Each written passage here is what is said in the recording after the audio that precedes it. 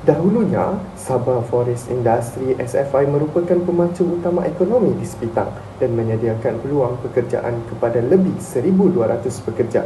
Namun, selepas Mahkamah Tinggi mengeluarkan perintah penggulungan pada 15 November 2021 akibat kegagalan melunaskan hutang, operasi syarikat terhenti dan ramai pekerja kehilangan sumber pendapatan.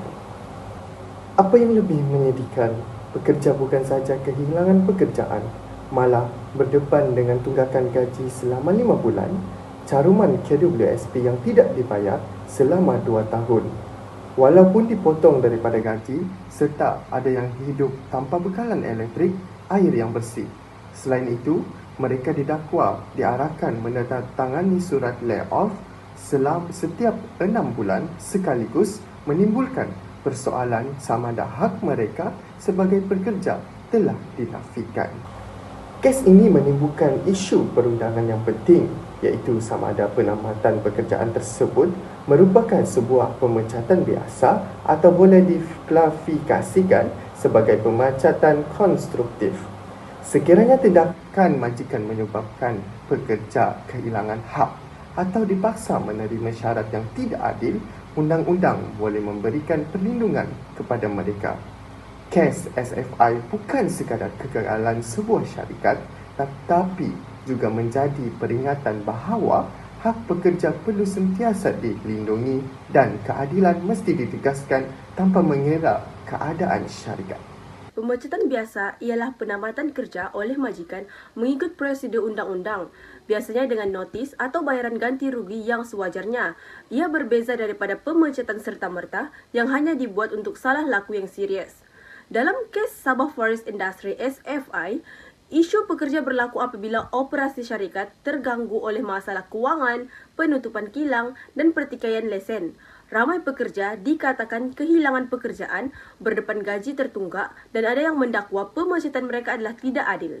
Kes SFI menunjukkan bahawa pemecatan yang asalnya nampak biasa boleh menjadi pertikaian industri jika prosedur tidak jelas. Ia juga memberi kesan besar kepada pekerja di Sabah, terutamanya dari segi pendapatan dan peluang kerja baharu.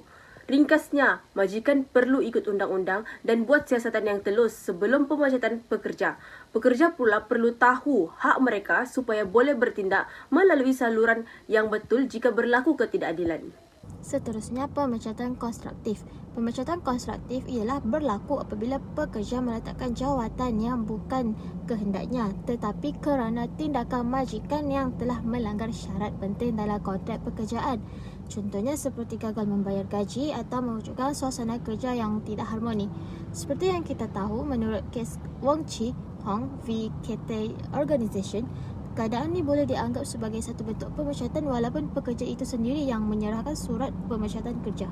Dalam konteks SFI, isu ini boleh dikaitkan dengan masalah tunggakan gaji pekerja yang telah dilaporkan dalam media.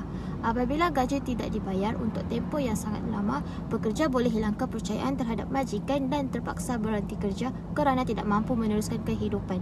Oleh itu, situasi ini menunjukkan bahawa tindakan majikan boleh membawa kepada constructive dismissal kerana pekerja berhenti akibat kegagalan majikan itu sendiri yang tidak boleh memenuhi tanggungjawabnya. Okey, baiklah. Seterusnya saya akan membentangkan bahagian hak pekerja. Okey, dalam senario pemecatan biasa, pekerja mempunyai hak untuk membela diri mereka melalui proses siasatan dalaman.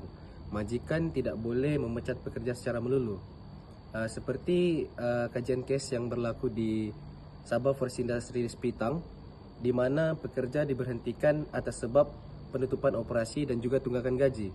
Walaupun demikian, majikan perlu membuktikan secara kukuh di mahkamah bahawa pemecatan mereka adalah telus dan tidak mempunyai unsur pemecatan terancang.